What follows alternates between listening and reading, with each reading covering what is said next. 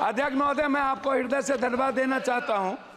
सबसे पहले मैं माननीय मंत्री महोदय जी, मैं आपको शिक्षक जो सरकारी स्कूल में शिक्षक हैं उनमें और प्राइवेट स्कूल में शिक्षक हैं, उनकी दोनों की गुणवत्ता, आपसे मेरा आग्रह है कि शिक्षक की गुणवत्ता को जब तक आप समय समय पर 3 साल, 2 साल, 4 साल, 6 साल के अंदर 3 पीरियड के अंदर उसका एग्जामिनेशन या उसकी ट्रेनिंग पीरियड को आप नहीं लेंगे तो सरकारी स्कूल के जो बच्चे हैं वो बेहतर भविष्य उनकी सुरक्षित नहीं होगी।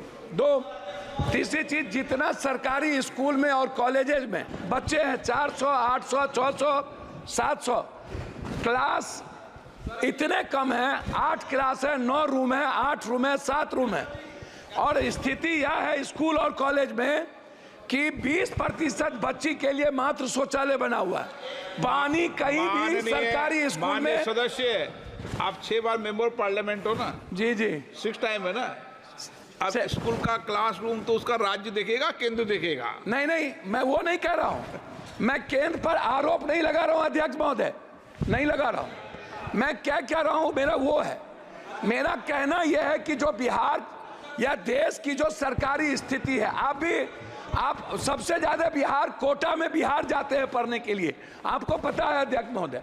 और कोटा में अगले साल लगभग 600 से 700 बच्चे किस तरह डिप्रेस के चलते आत्महत्या किए हैं, आपसे कोई चीज छुपी नहीं है। और आप वहां गार्जियन बन के, हमने कई बार सारे संस्थाओं के चेयरमैन से मैंने बातचीत की है, डिप्रेस में चले जाते हैं। मेरा सबमिशन इस बात को लेकर के है कि बिहार के बंटवारे के बाद ना तो एक नेतरहाट खुली, ना तो सैनिक स्कूल खुला, ना ही केंद्रीय विश्वविद्यालय को तवज्जो मिली, ना जमीन मिली, ना नवोदय विद्यालय पर फोकस किया गया, ना सेंट्रल स्कूल पर फोकस किया गया, ना पंचायत में कस्तूरबा गांधी पर फोकस किया गया। बच्ची के लिए कोई सुविधा नहीं। हम लोगों ने केंद्रीय विश्वविद्यालय का मांग किया था पटना यूनिवर्सिटी को लेके। एक केंद्रीय विश्वविद्यालय भारत सरकार के द्वारा मोतिहारी में खुली, जिसका इतना अनैतिक है शिक्षा मंत्री महोदय। मैं चाहूंगा कि हर परिस्थिति में वहां के जो विश्वविद्यालय के वीसी है उनकी पूरी कदाचार की जांच जो मोतिहारी है उस पर, और पटना केंद्रीय विश्वविद्यालय को बनाने का मेरा आपसे आग्रह हो। एक पूर्णिया कोसी सीमांचल का पूरा दूसरा उपराजधानी, मैं पॉइंट पर दूसरी उपराजधानी है मेरा, मैं 2 मिनट में खत्म कर दूंगा अध्यक्ष महोदय, थोड़ा दूसरी उपराजधानी है। क्या आप केंद्रीय विश्वविद्यालय बनाने के लिए पूर्णिया कॉलेज को आप देखे हैं? दूसरा चीज है डीएलएड और बीएड। लगभग सरकारी कॉलेज में डीएलएड और बीएड को आपको खोलना चाहिए, क्योंकि शिक्षक को बढ़ाने की जरूरत है।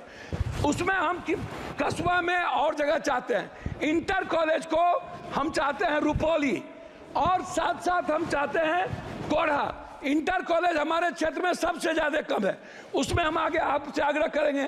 आंगनबाड़ी पर आपसे आग्रह यह है कि आंगनबाड़ी के बारे में एक सोच बन गई है कि यहाँ अत्यंत पिछड़ा दलित आदिवासी खिचड़ी खाएंगे, आएंगे वो चले जाएंगे।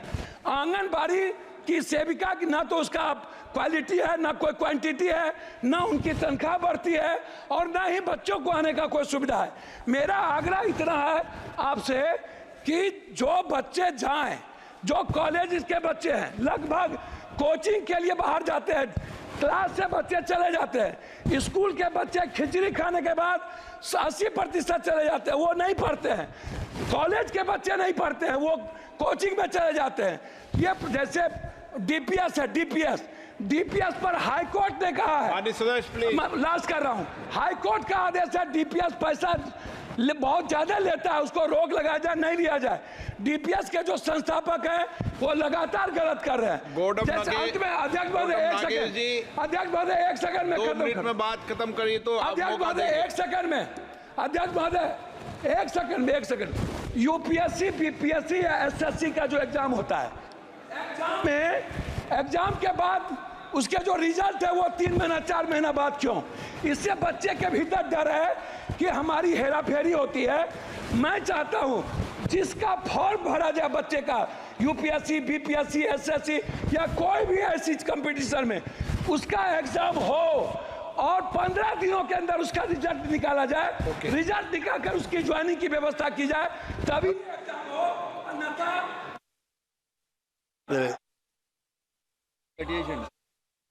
माननीय सदस्य, अध्यक्ष, घड़ी देख लो और बोल लो।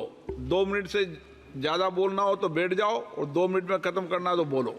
सर 2 ही मिनट सर, हाँ, 2 ही मिनट सर। और माननीय सदस्य, मैं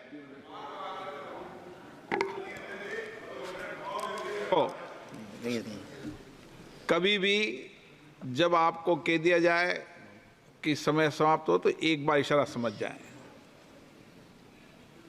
आप एक दल के सदस्य हैं, लेकिन ये अधिकार नहीं है कि आप रोज ही बोलो। ये अधिकार तो सभापति का है जो सीट पर बैठा है। ठीक है ना? 2 मिनट में अपनी बात को खत्म करो। अध्यक्ष महोदय, मुझे शिक्षा मंत्रालय के अनुदान की